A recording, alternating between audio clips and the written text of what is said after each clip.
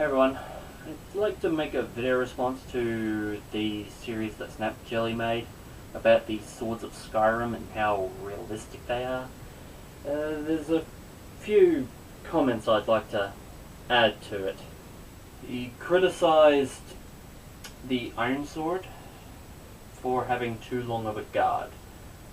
My bigger concern would be the way that the pommel kind of has 90-degree angles, but kind of slightly pointed back towards you. Not something that would completely kill the sword design. Yes, there is that. There's one of the Viking or migration type hilt designs where the pommel curves back a little bit, but I think that one's got rounded edges. This one's got like 90-degree edges in Skyrim, so it's not the best ergonomic design. But you complained about it being too long.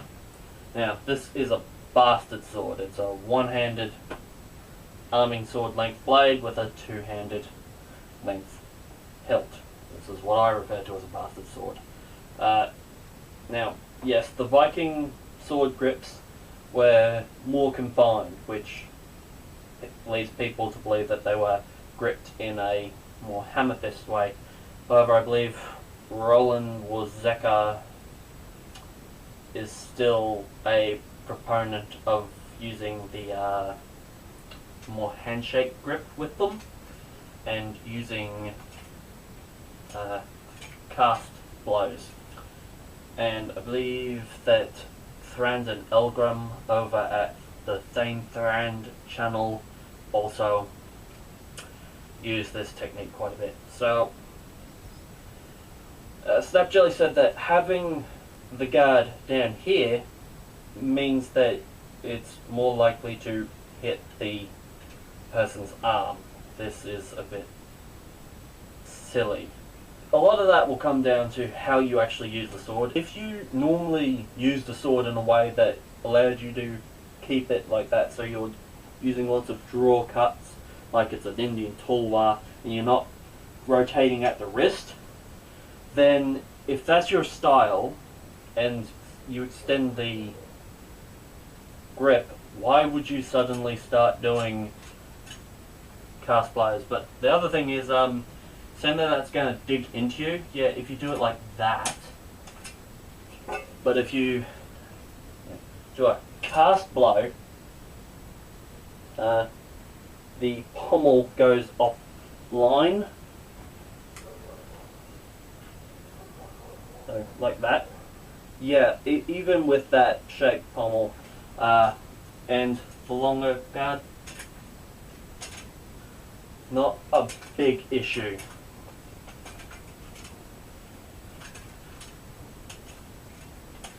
Another thing, let's talk about a lot of the guards in general saying they're way too long, so you can't use them with a shield properly, because if you have the center grip shield and you go like that, it gets stuck on your body. What?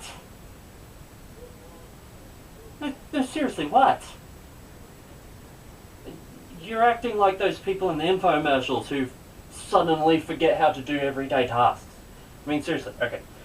Let's go to an even longer hilt. Let's go to a katana. And yeah, you can use katanas one-handed. They're not heavy.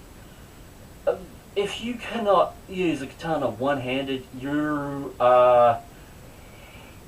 pretty weak.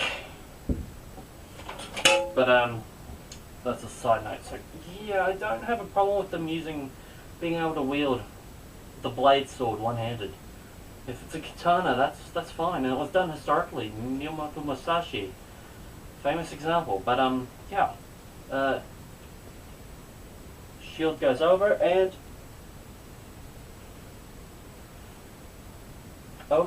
thrust, over, go, what? Can you see me? Yeah, you can do it, but yeah, not ideal having such a long handle, like on that what was it? That drummer, or however they pronounce it, sword. But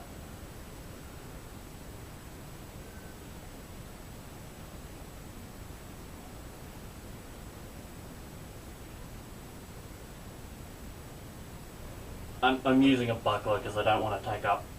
Yeah, I don't really have enough room to be swinging my big center grip Viking shield around. But yeah, if you go.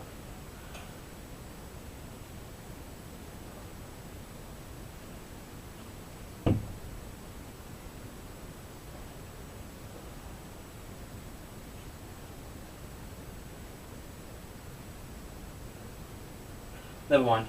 The thing with Skyrim I've noticed is all of the swords are way too thick. They're like huge steel paddles. So, to be honest, they all have to be thinned down to realistic tapers.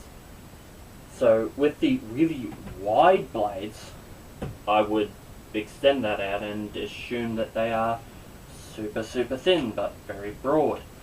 Like, say, a Chinese dao, or some types of falchions. They just get really thin, but really broad. So they look big and bulky, but they're really thin and they're not as heavy as people might think. So with the Imperial sword, you might be able to make that manageable if you made it super thin. Which the same goes with a lot of the other oversized ones. The guards being too bulky and heavy, that would be assuming that they're solid. You could do that with a hollow guard, such as like a Chinese jian. Hollow fittings were a thing. You can also have wooden ones with metal on the outside. That could make the same, a sword that looks the same, function more like a historical sword. You could make it practical. So to have a larger guard like that, you could possibly get away with having it be hollow to keep the weight down, especially if it's not being used defensively, like that gold looking sword with the big round thing, or the one with the big round wings.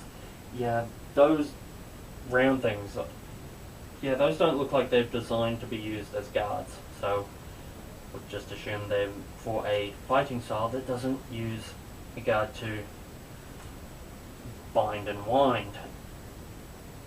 So yeah, you could get away with having something big and fancy around here if you made it hollow.